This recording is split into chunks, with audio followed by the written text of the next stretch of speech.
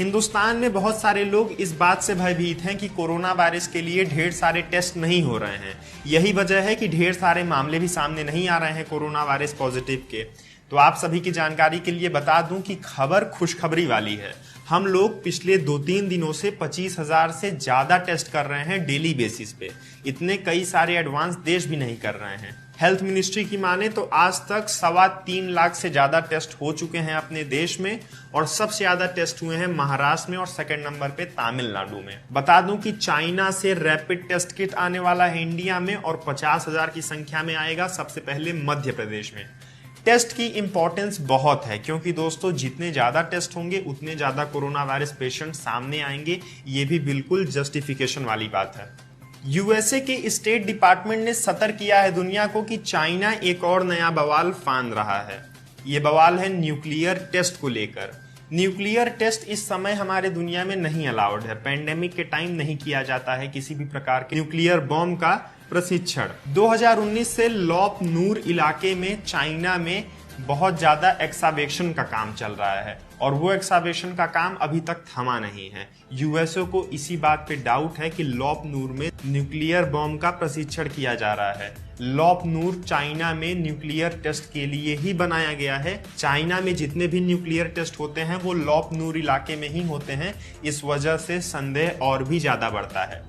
एक्सावेशन का मतलब ये है कि जमीन को खोदा जा रहा है। इससे पता चलता है कि अंडरग्राउंड न्यूक्लियर टेस्ट किया जा रहा है, जिसका स्केल बहुत ज्यादा नहीं है। वो बहुत ही कम इम्पैक्ट का बॉम्ब होता है और हल्का टेस्ट होता है, लेकिन जहां न्यूक्लियर शब्द जुड़ गया उसको हल्के में नहीं लिया जा सकता। इससे देश विदेश के कई सारे लोग संदेह में पड़ गए। भारती एयरटेल और वोडाफोन आइडिया ने अपने फंक्शन को एक्सटेंड किया है मई 3 तक, क्योंकि लॉकडाउन का सेकेंड फेज 3 मई को हटने वाला है। उम्मीद है कि हट जाए। आप सभी भी अगर चाहते हो तो जरा लाइक ठोक के बताओ कि हाँ आप भी चाहते हो कि मई 3 को लॉकडाउन हट जाए। तो भारती एयरटेल वोडाफोन का कहना है कि इस टाइम पीरियड तक हमारे जितने भी यूजर्स हैं वो सभी इनकमिंग कॉल को अचीव कर सकते हैं, अगर उनके में कोई रिचार्ज न हो तब भी। अभी तक क्या होता था कि अगर आपका रिचार्ज नहीं है सिम, तो फिर आप इनकमिंग कॉल को भी नहीं अचीव कर सकते हो, लेकिन अभी आप अचीव कर सकोगे। और जो लो इनकम पीपल हैं उनके में इन्होंने आउटगोइंग कॉल को भी फ्री किया है। अब मुझको ये बात नहीं समझ में आ रही है कि ये कंपनीज लो इनकम पीपल को जस्टिफाई कैसे कर रहे हैं कि कौन लो इनकम वाला है कौन हाई इनकम वाला है। ये कह रहे हैं कि उनकी संख्या 3 करोड़ है एयरटेल कंपनी में। फिलहाल जियो का इस पे कोई प्रतिक्रिया नहीं है। मुझे उम्मीद है कि जियो अच्छा कोई ऑफर ले आए हम सभी के लिए लॉकडाउन के इस टाइम पर लगेंगे। नासा का एक कमाल का टेलीस्कोप है केपलर। ये अंतरिक्ष में कमाल की चीजें खोजता रहता है। केपलर ने एक नए एक्सोप्लैनेट की खोज की है। इस एक्सोप्लैनेट का नाम रखा गया है केपलर 1649c। इसकी खासियत यह है कि अर्थ से बिल्कुल मिलता जुलता है। साइंटिस्ट कहते हैं कि यहाँ पर जीवन की भी संभावना हो सकती है, और भविष्य में हम इसके ऊपर रिसर्च भी करेंगे। अंदाजा इसलिए लगाया जा रहा है क्योंकि इस प्लैनेट की साइज बिल्कुल अर्थ के बराबर है, और जिस तरीके से हमारे अर्थ का एक सोलर सिस्टम है, अर्थ का सन है, उसी तरीके से इस प्लैनेट का भी एक सन है, और इसकी दूरी सन से उतनी ही है जितनी की हमारे अर्थ की हमारे सन से है, जिससे कि यहाँ पर लाइफ की चांसेस बढ़ते हैं, क्योंकि फेवरेबल अमाउंट ऑफ सनलाइट भी पहुंचेगी वहां पर, और फेवरेबल टेम्परेचर भी रहेगा। यूपी के गोरखपुर इलाके में एक आदमी ने एक बर्थडे पार्टी सेलिब्रेट की अपने बच्चे की।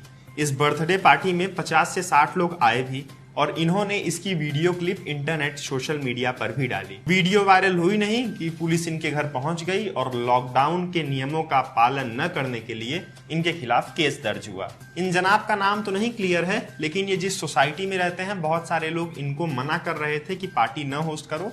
उसके बावजूद भी इन्होंने केटरिंग सर्विस बुक की, बफे सिस्टम लगाया, और फिर उसमें अपने बच्चे के बर्थडे को सेलिब्रेट करने के लिए 50-60 लोगों को बुलाया, पूरे मोहल्ले को बुलाया। बहुत सारे लोग नहीं आए, लेकिन ताज्जुब है कि 50-60 लोग आए।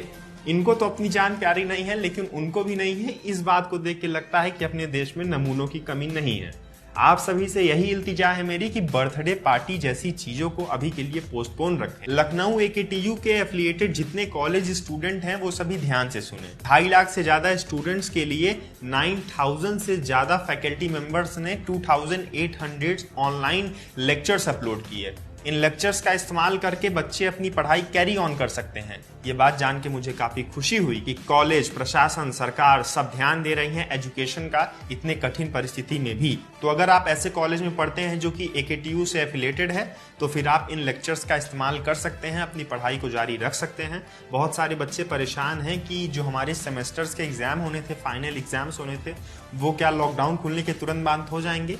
तो अभी तो लॉकडाउन खुलने का ही क्लियर नहीं है, लेकिन जब भी लॉकडाउन खुलेगा उसके कम से कम 1 महीने तक किसी प्रकार के एग्जाम नहीं होंगे, कॉलेजेस नहीं चलेंगे, स्कूल्स नहीं चलेंगे, ऐसा मेरा मानना है, मेरा ओपिनियन है। क्योंकि स्कूल कॉलेजेस में बहुत सारे बच्चे एक साथ असेंबल होते हैं और वो जंक्शन बहुत ही ज़्यादा फेवरेबल है कोरोना वायरस के फैलने के लिए। अगली खबर गूगल कंपनी की ओर से है। कोरोना वायरस की महामारी फैली नहीं दुनिया में कि फ्रॉडस्टर्स अपना जाल बिखेरना शुरू कर चुके हैं। इतिहास में पहली बार ऐसा हो रहा है कि एक हफ्ते के अंदर 10 करोड़ से भी ज्यादा फिशिंग अटैक हुए हैं ईमेल्स पर। जीमेल ऐसी सर्विस है दुनिया भर में 1.5 बिलियन लोग इस्तेमाल करते हैं, मतलब 150 करोड़ लोग, और जिसमें से 10 करोड़ मैसेजेस, ईमेल्स भेजे गए हैं फिशिंग अटैक को लेकर, मालवेयर अटैक को लेकर, और ज्यादातर इसमें कोरोना वायरस को लेकर फ्रॉड एक्टिविटीज और फेक न्यूज है। कोटा एक ऐसा शहर है जहां पर बच्चे IIT, JEE, नीट के प्रिपरेशन के लिए देश भर से आते हैं। अंदाजा लगाया जा रहा है कि 75% तक बच्चे लॉकडाउन के चलते कोटा में ही फंसे हैं। उत्तर प्रदेश सरकार ने नया स्टेप लिया है, वो यहाँ से 300 बस रवाना करेंगे और वहाँ 7,000 से ज्यादा बच्चों को वापस उत्तर प्रदेश ले आएंगे। 250 से ज्यादा बसें चलेंगी आगरा से और लगभग 50 बसें से ज्यादा चलेंगी झांसी से। इस पर प्रतिक्रिया आई नीतीश कुमार की, जो कि बिहार के CM हैं। उन्होंने कहा कि लॉकडाउन के नियमों का ये पालन नहीं किया जा रहा है। केंद्र से उन्होंने शिकायत की कि अगर बच्चों के लिए ऐसा किया जा सकता है तो माइग्रेंट वर्कर्स के लिए क्यों नहीं। वो भी तो किसी राज्य में इस समय परेशान होंगे, भूखे होंगे, कम से कम बच्चे हॉस्टल्स में अपने ठीक तो हैं। अब इस पे आपका क्या सोचना है, कमेंट करके बताइए अपनी बात। कोटा में अगर आप हैं तो उत्तर प्रदेश आ सकते हैं, बसों की सुविधा का लाभ